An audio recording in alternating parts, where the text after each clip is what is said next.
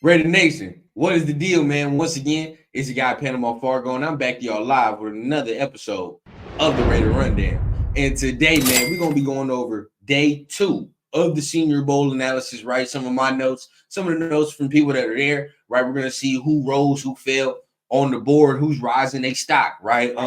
There's a couple guys that I got on my radar that I think the Raiders could use as well that are kind of rising their stock too. They're playing well, so it's making me happy. So without further ado, let's go ahead. Let's get into this information, right? And before we do all that, make sure you guys tap on the like, tap on the subscribe button, and please hit on that little notification bell so you get updated whenever I drop episodes. You get updates like I'm doing right now. So as far as the updates, right, I do want to start with this topic right here, right? That the Raiders have officially met with edge rusher, I believe Latu, however you pronounce it right. I know his last name is Latu. I will make sure I do get it right. But they have officially met with him, edge rusher from UCLA, and just watching him at this Senior Bowl, his bend is crazy, right? It is crazy, and also he's a technician, man. He had, reps today where he used multiple pass rush moves in one rep, right? So he shows that he has the technique. He shows that he continuously works harder. Also, he said that he models his game after Max Crosby. So, if you can see that, definitely a guy that's intriguing. He's definitely rose his stock as he's been in this Senior Bowl. Every time I saw him in a rep, he's done some very minimal losing reps from him. When you do see him in one-on-ones and stuff like that. Team period as well. The D-line got after it a little bit today. So that's the update for the prospects, right? They have spoken with Latu from UCLA, the edge rusher. Now, getting into the day, right? A couple guys did flash for me, right? On that D-line, especially from yesterday. Today, I wanted to see who was consistent. Now, yesterday, Michael Hall, D-tackle from Ohio State, he was killing everybody with a swim move, a real nasty swim move.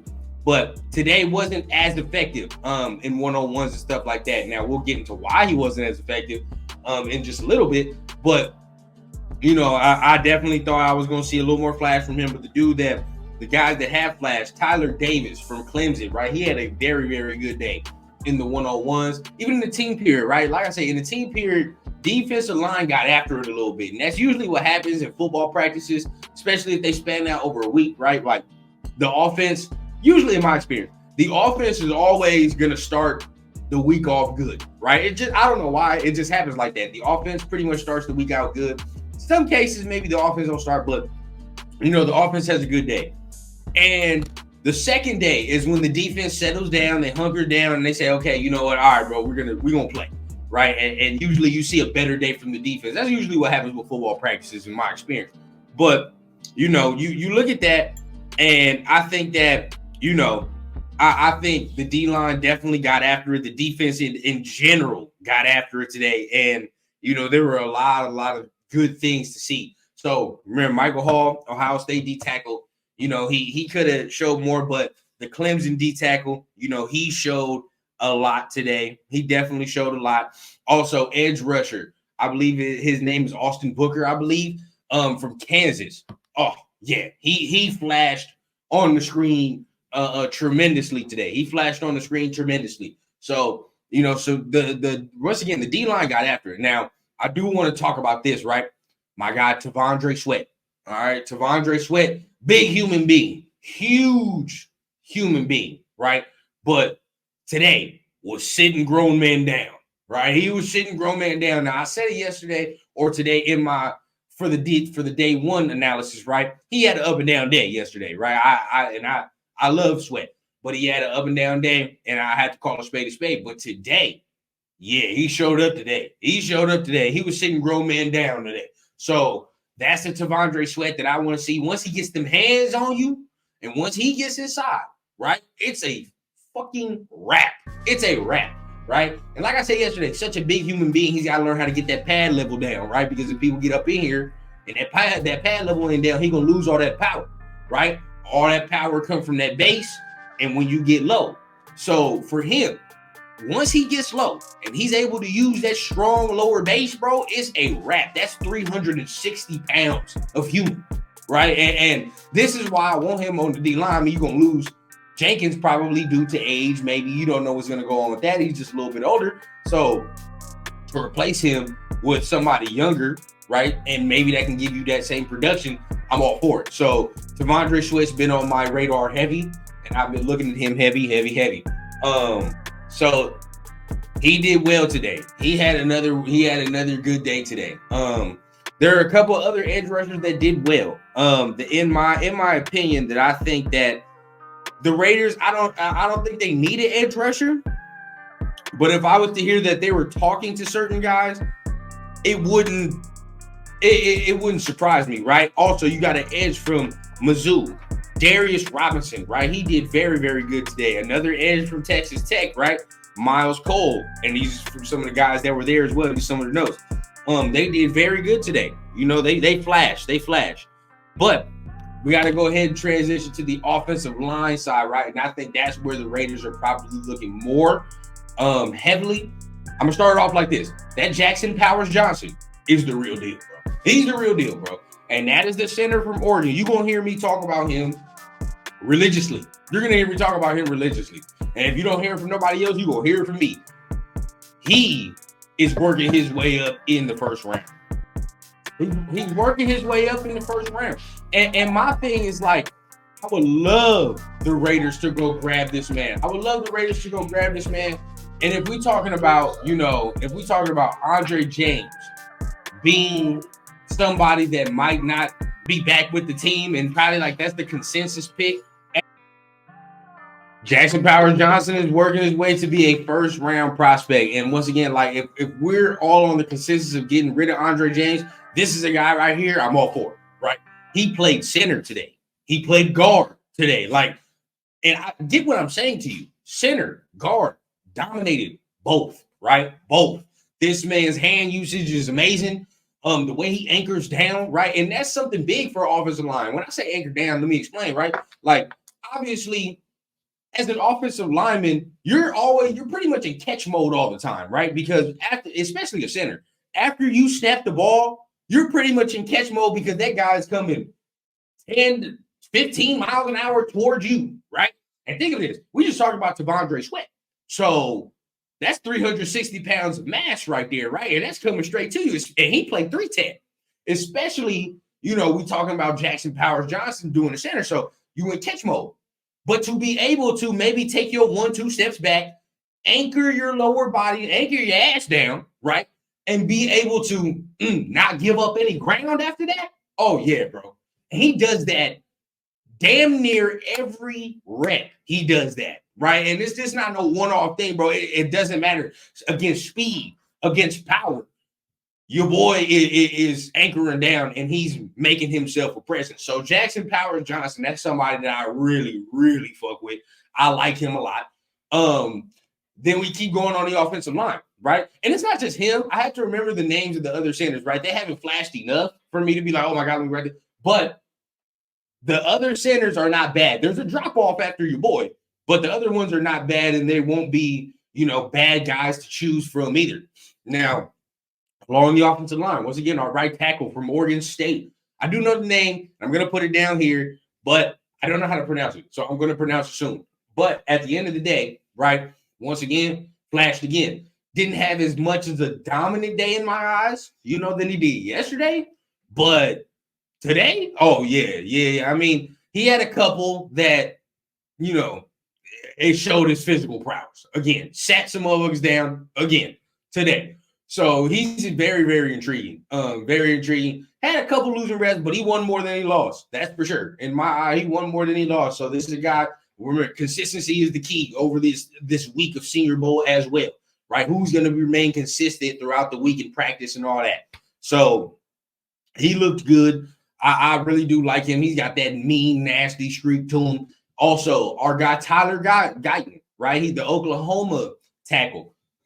It wasn't as good of a day to me as it was yesterday. I think he struggled a tad more today than he did yesterday. Still has some dubs on the rep column.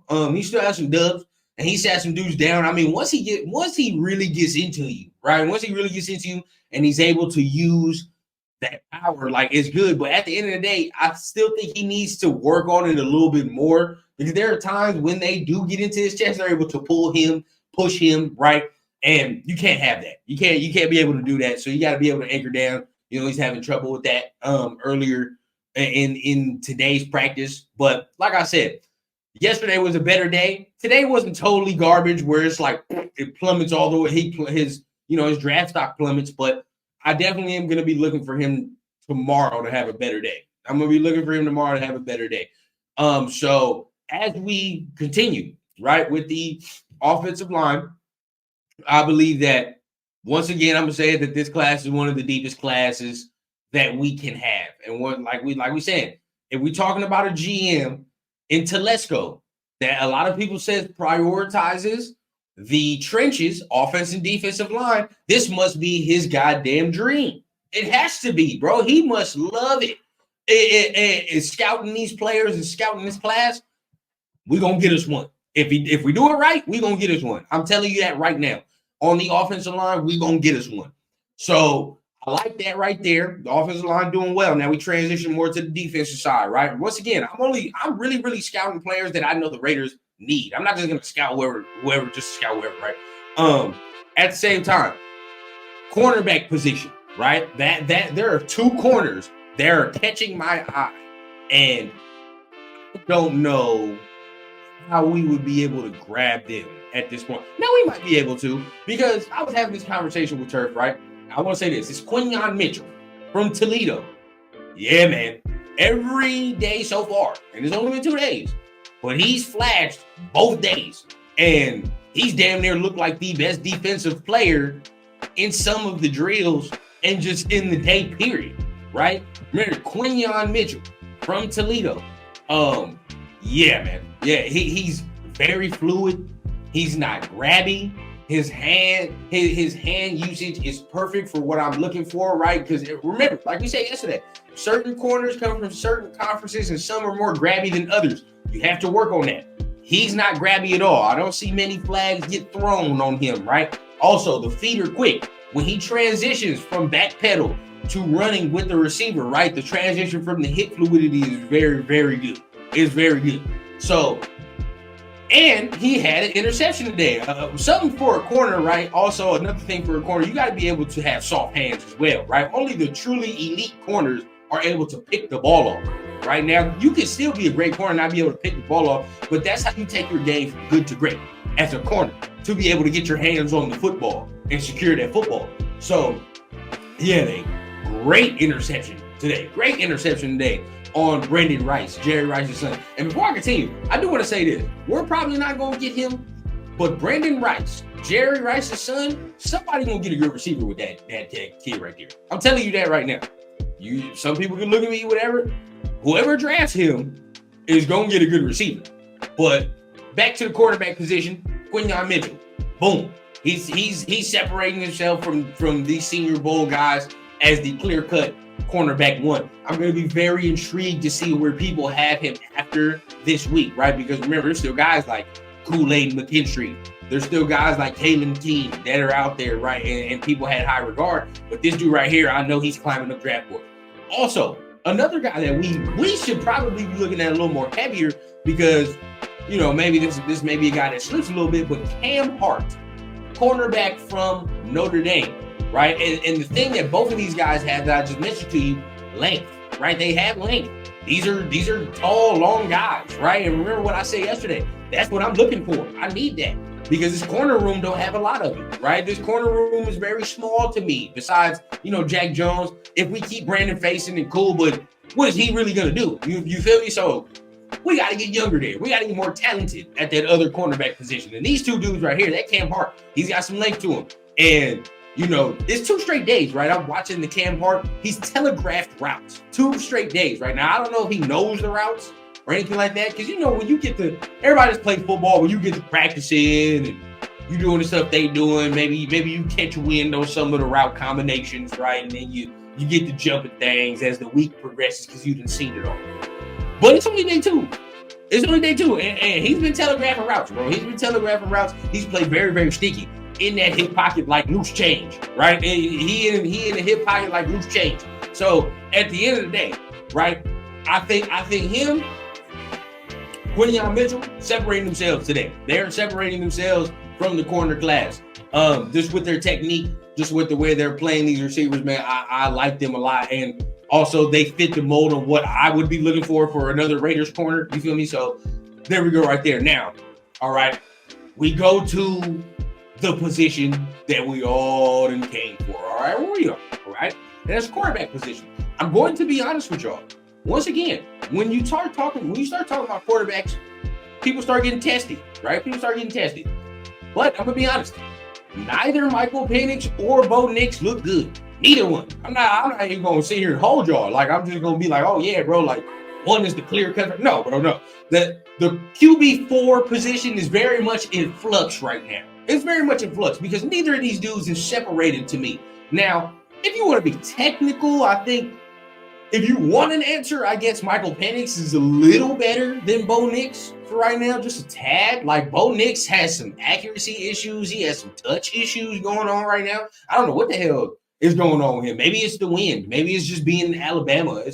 I don't know. But he's starting to give me that Auburn shade, right? He's starting to give me that Auburn Bo Nix. And that's not the shit I like, right? That's not what I want. Now, with Michael Penix, he having some accuracy issues today, and that's my thing, right? Like, with Penix, if your accuracy is not on point, which we would all agree is his strongest attribute, if his accuracy is not on point, what can you fall back to? You know, ain't shit you can fall back to because he's not really showing the mobility factor in his game yet either. He hasn't shown that. And that's something that I'm really, really intrigued to see if he has, right? Because if Michael Penix can add that mobility factor, and when I say mobility, this man does not have to be Michael Vick, Lamar Jackson. I just need him to move enough, right? And so far, he has not done that. And that's a big question mark to his game. And I think he has to answer that question. Regardless if it's a good or negative answer, he has to answer that question. So we will see. With Bo Nix, right? He may have the attributes that you look for in a quarterback. But there's something lacking in the game, bro. There's something lacking in the game. I cannot pinpoint what it is, but there's something lacking in this kid's game, bro. Or I'm not even gonna say kid, we the same goddamn age. So something lacking, bro. I don't know what it is. I have not pinpointed it just yet. I will. But with Bo Nix, something is lacking, and I cannot put my finger on it. And once again, both of them did not have great days. They did not have great days at all. Now, I don't think any of the quarterbacks I've watched so far at these Senior Bowl practices has really stood out and separated themselves from the crowd. None has really done it, to be honest with you. And now it's even more clear to me that there's a gap after them top three. After them top three quarterbacks, there's a gap, right? When you go from Caleb Williams, Drake May, Jaden Daniels, the gap is there. And then you go to Michael Penix, Bo Nix, JJ McCarthy, right? That's the second tier. So the gap is there.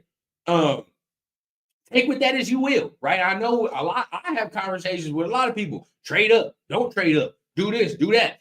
Take this information as you will. I will say, Michael Penix and Bo Nix ain't done a lot to make me be like, oh, yeah, bro, go get him. I'm just saying, right? I'm not saying they can't do anything to do that. But as of right now, they ain't made me excited, right? They ain't made me excited to be like, oh, yeah, bro, if he slips, we're going to have to go get him. No. It's made it that much clear that there is a very, very strong top three. And then after that, there's a gap. So take that information as you will. Remember, I will be doing day 3 of the Senior Bowl tomorrow. So you guys will have that tomorrow, right? They're going to have more practice. We're going to be going all the way through the week until Saturday, which is the game. And then after the game, we're going to break that down, right? So make sure you guys stay tuned for that. And again, I'm going to have people that are there at the Senior Bowl here on the channel to describe to you the prospects they saw, the prospects they like. And also, we're going to be doing it live. So y'all can ask questions about prospects that you may like or that names that you are interested in, right? And you can see firsthand how y'all prospects or whoever you're interested in did there and get it from somebody who was there. So once again, make sure you guys tap on the like, tap on the subscribe button, man. And y'all already know I keep it authentic from the clouds to the ground. Oh, wait. Turf and Rundown tomorrow, motherfuckers. Don't be late. 10:30 Eastern. 9:30 Central Time, 7:30 Pacific Time. Don't be late, man. It's gonna be a crazy show tomorrow. We getting Turf to do his first goddamn mock draft. It's gonna be real. But back to it. Remember, I always keep it authentic from the clouds to the ground on the Raider Rundown. I need a bad bitch with an accent, serving in peace, still taxing. Just got tapped for the young cash app, moonwalking like a young Mike Jackson. Yeah, shots to the head, ride clean and still fuck feds. Realest nigga and it's on my kids, so who the fuck gon' wanna test me, bitch?